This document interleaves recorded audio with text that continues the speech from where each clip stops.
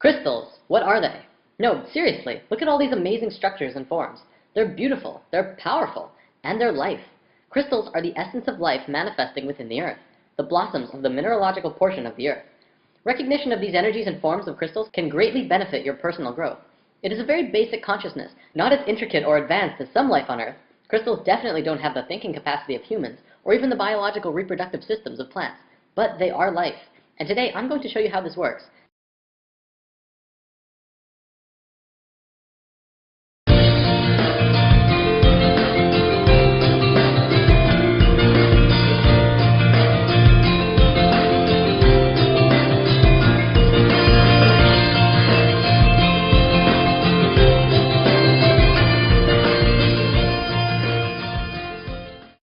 Crystals are defined as being a mineralogical body with a characteristic internal structure and enclosed by a symmetry of plane faces.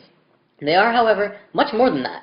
We've discussed before that everything in the universe is a vibration, existing through many different frequencies at once. Our physical bodies are on this physical plane, but the sounds that we hear vibrate to a different frequency, as with smells and even thoughts. Crystals also vibrate to many frequencies at once. Health is the natural state of any form in the universe. Considering the vibrational existence of reality, health comes when the frequencies of anything are in balance and harmony with itself. When patterns of energy are disrupted, we experience a state which we know as disease, which is a body that's not at ease. The resistant, discordant energy patterning is responsible for every negative symptom we experience, everything from headache to cancer. Crystals and gemstones have a vibration that is free of resistant patterns. They are among some of the structures in the physical dimension which have the most balanced, cohesive, strong, and intentional frequencies. Their unchanging physical structure is a reflection of their innate energetic pattern of balance and strength, which are incorruptible. In the physical world, you pick up a crystal and feel it as something separate from you that you're just holding. But on higher frequencies, you're actually interacting with that stone energetically. This interaction then causes changes to your structure and psychology through your own energetic systems. It begins a process of rebalancing the energetic structure of your body, and in a sense, can help you heal. Now, consciousness is of course the determining factor of if you are going to be accepting of these new frequencies coming into your being through crystals. I'm not going to say crystals will heal you, because if you fight them and are non-receptive to these frequencies, you will continue to create the disharmony within yourself. Ultimately though, crystals can be used to retune your whole being back to a state of harmony and flow. Crystals have been used and revered since the dawning of civilization. In fact, the Christian Bible refers to crystals over 200 times. Precious stones were used in the foundation of New Jerusalem. They were also used in the breastplates of Aaron, the Hebrew high priest. Crystals have been discovered in the ruins of Babylonia and in ancient tombs of Egyptian and Chinese rulers. This wouldn't be spirit science without some sacred geometry, though. Remember the 5 platonic solids? Science understands that all atomic patterns and molecular structures were based on these 5 forms.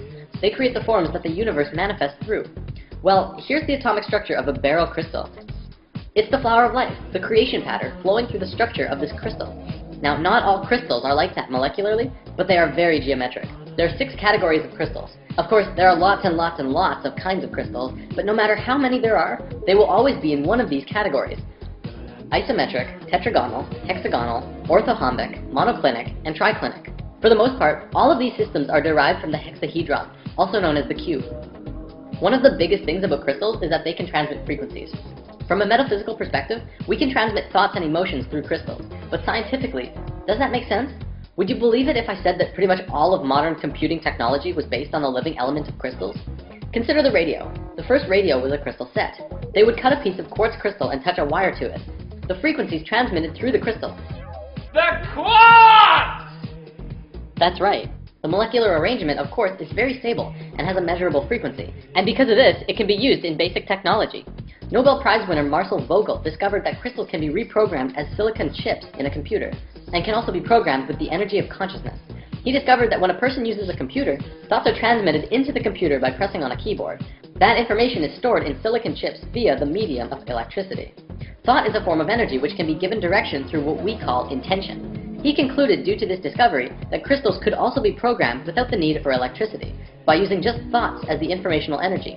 Another interesting find is that quartz is composed of silicon and oxygen, a combination known to geologists as the building block of all minerals. The living element within crystals is silicon.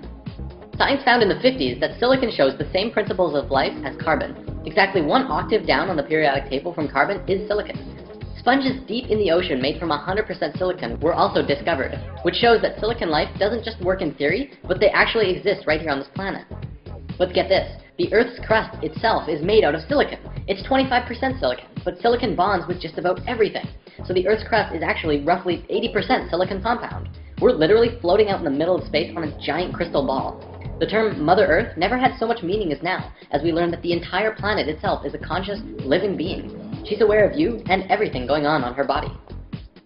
The energies within crystals are universal. Therefore, when you connect with a mineral and are open to receiving what it has to offer, and begin to play creatively through your higher self, you can contact and synthesize the energies from which the entire universe is comprised. This is why crystals are so powerful, and why they must only be used to the highest consciousness of the individual.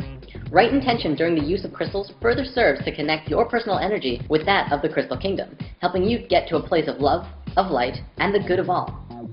Although each and every one of us has an infinite power of the universe within the self, we as humans always like having that support from something external from us. Every crystal form has its own individual energy and its own personality. Each can be used in unique ways to assist one in understanding the nature of existence, or moving forward on our own life path destiny as we're consciously experiencing it. I feel that right now, as people are waking up, we're becoming more and more aware of our ancient knowledge and wisdom. Part of that information that is returning to us is the nature of crystals. I see crystals as being very monumental in the evolution of humankind. They could provide a lot of love, light, and insight for many who are struggling with their own inner demons in this coming time. Things are getting more and more intense, but it's also providing people with the opportunities that they need to raise their own vibrations and frequencies to a level of light and happiness. Healing has to come from within. I'm not going to say that if you just get crystals, you'll be happier or smarter or heal better. However, think of it like being with a close friend who really cares about you. They will provide their energy and attention to you to help you find yourself in this time of need. Crystals are like that. They will give you support if you allow them to, and open up your heart to the frequencies that they are emitting. So where can you get crystals? Well, there are several options. The easiest is probably just to find a local metaphysical store. There are usually at least one or two, if not more, metaphysical shops in every city. You can find tons of pocket stones, usually ranging from 50 cents to $2 or $3. Of course, the bigger and bigger crystals you get, the more expensive they become. If you're hunting for bigger gems to purify the frequencies in your house, it's always fun, and cheaper, to go gem mining. Some gem mines actually allow you to go in with a pickaxe and mine your own crystals, and others have sand and water mining as well. This is a really fun experience, and I highly recommend it for anyone who's exploring crystals. Also, I feel it's important to note that if you have crystals and you want to learn what they are, simply do a Google search for crystal properties. There are tons of sites on the web which provide information on the particular frequencies or personalities of crystals. Crystals and gemstones are one of the most powerful tools available for us in the physical dimension right now. And like all tools, the key to maximum utilization is to learn how to consciously implement the tool. If we consciously recognize that our own electromagnetic fields are impacted by the energetic quality of each crystal and gemstone, we would see that they create an alchemical response within our own bodies and psychology, which would allow us to use them as the powerful tools that they are. We could use them on a daily basis to promote health, awareness, growth, and evolution within ourselves and the multidimensional lives we lead. So how does one use crystals? Well, we're going to go into that next week. To wrap this video up, let's conclude with something really awesome. The 13 Mayan crystal skulls. What are they? What were they? What do they do? I'm going to share what Drunvalo Melchizedek has shared, but there's a lot of information available out there. Perhaps we can go into a full story another time. In a nutshell, 13,000 years ago during the fall of Atlantis, the Maya took their calendar and left Atlantis. During this time, they carved a large crystal skull out of quartz crystal and held a ceremony. One person who was trained and prepared would consciously drop their body and enter into the skull, where they would reside within for the next 13,000 years. Then, every 1,000 years, another ceremony like this would take place. The ceremony involved a being who had an understanding of everything humankind knew at that point, and then entering into the crystal and saving these memories within the skull. Kind of like the Mayans would hit file and save as every 1,000 years to preserve what they knew. Supposedly this year in 2012, they will hold a final ceremony with all of the crystal skulls coming together to reveal all of this ancient knowledge to the world and allowing it to enter our consciousness once more.